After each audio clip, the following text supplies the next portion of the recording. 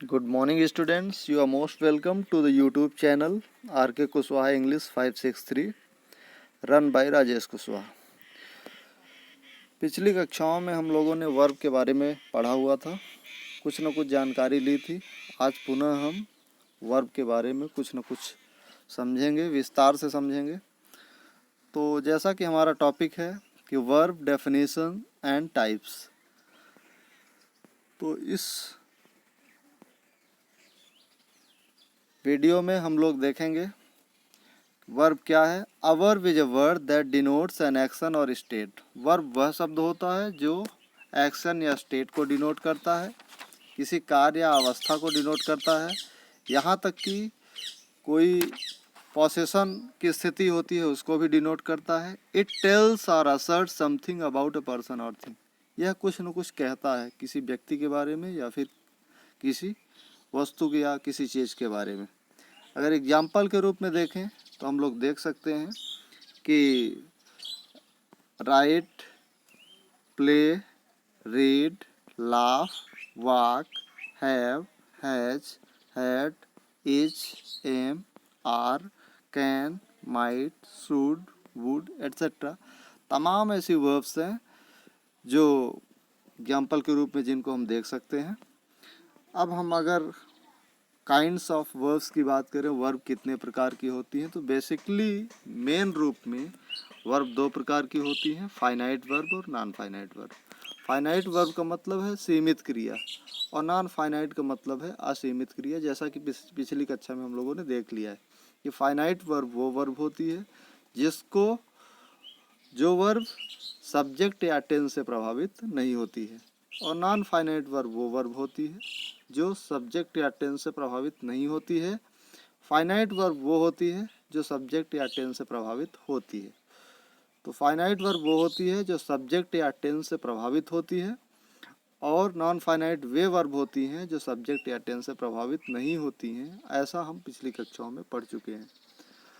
अब आगे हम देखते हैं फाइनाइट वर्ब समझ ही चुके हैं।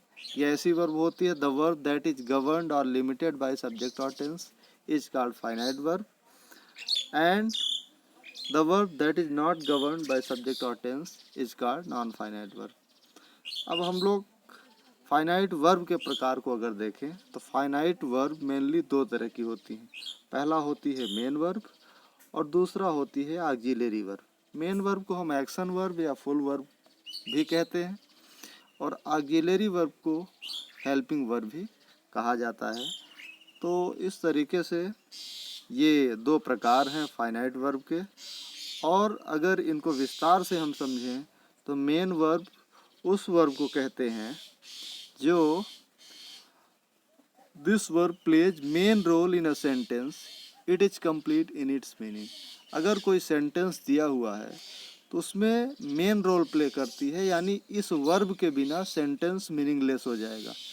इसलिए मेन वर्ब वो वर्ब होती है जो सेंस देती है या जिसका इम्पोर्टेंस सबसे ज़्यादा होता है किसी भी सेंटेंस में।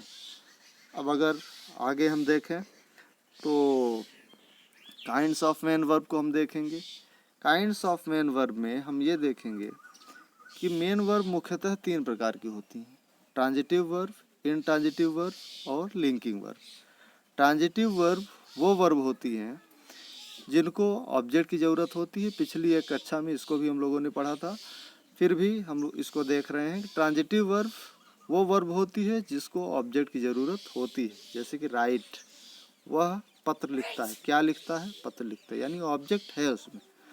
इनट्रांजिटिव वर्ब ये अकर्मक क्रिया होती है, इस वर्ब को ऑब्जेक्ट की ज़रूरत नहीं होती है। जैसे लाफ, अगर हम कहें वह हंसता है, और अगर हम क्वेश्चन पूछे वह क्या हंसता है, तो इसका कोई आंसर नहीं मिलेगा। तीसरी वर्ब जो है लिंकिंग वर्ब, इसे संयोजक क्रिया कहते हैं, और संयोजक क्रिया लिंक करती है, सब्जेक्ट को उसके कॉम्प्लीमेंट से लिंक करती है। सब्जेक्ट को कॉम्प्लीमेंट से लिंक करने वाली वर्ब संयोजक क्रिया कहलाती है। जैसे कि इज है, एम है, आर है। एग्जाम्पल के रूप में अगर हम देखें, ही इज अ डॉक्टर, यहाँ अ डॉक्टर और ही को लिंक किया जा रहा है। ही सब्जेक्ट है, अ डॉक्टर उसका कॉम्प्लीमेंट है। इसी तरह से आई एम अ टीचर, यहाँ अ टीचर और आई को लिंक किया जा रहा है, यानी जोड़ा जा रहा है। इस वर्ब को कम्प्लीमेंट वर्ब भी कहते हैं। यू आर अ लॉयर, यहाँ यू और अ लायर, यू सब्जेक्ट है, अ लायर कॉम्प्लीमेंट है, इन दोनों को जोड़ा जा रहा है। इस तरह से ऐसी वर्ब मेन वर्ब ही होती हैं, लेकिन वो लिंकिंग वर्ब होती हैं। अब आगे अगर हम बात करें मेन वर्ब के बाद, जैसा कि हम लोगों ने पढ़ा था कि फाइनाइट वर्ब बेसिकली दो तरह की होती हैं, मेन वर्ब और ऑक्सिलरी वर्ब। तो मेन वर्ब में हम लोगों ने देख लिया कि ये तीन तरह की होती है, ट्रांजिटिव, इनट्रांजिटिव और लिंकिंग। अब हम आगे देखते हैं auxiliary verb. Auxiliary verb, the verb that is used with main verb to help it in the formation of tense, voice, mood etcetera is called auxiliary verb. तो ऐसी वर्ब जो main verb की help करती है tense बनाने के लिए, voice बनाने के लिए और उसके मूड को एक्सप्रेस करने के लिए, ऐसी वर्ब्स को हम ऑक्सिलरी वर्ब्स कहते हैं। Auxiliary verb, the verb that is used with main verb to help it in the formation of tense, voice, mood etcetera. अगर एग्जाम्पल के रूप में देखें तो दे आर प्लेइंग क्रिकेट, इस सेंटेंस में आर जो है ऑक्सिलरी वर्ब है। क्यों? क्योंकि ये टेंस बनाने में सहायक है।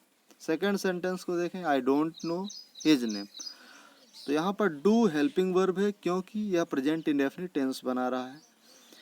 He has done his work, उसने अपना काम कर लिया है, यहाँ भी प्रेजेंट परफेक्ट टेंस बन रहा है और हैज हेल्पिंग वर्ब के रूप में काम कर रही है। यहाँ डन जो है मेन वर्ब है। इसी तरह से चौथे सेंटेंस में देखें, Shyam can solve this question, Shyam can solve this question, solve यहाँ पर मेन वर्ब है और कैन ये ऑक्सिलरी वर्ब है। ऑक्सिलरी वर्ब के अंतर्गत ये इस मेन वर्ब की जो सॉल्व मेन वर्ब है, इस मेन वर्ब के मूड को एक्सप्रेस कर रही है। ये वर्ब इस मेन वर्ब के मूड को एक्सप्रेस कर रही है। इस तरह से हम देख रहे हैं कि कैन एक ऑक्सिलरी वर्ब।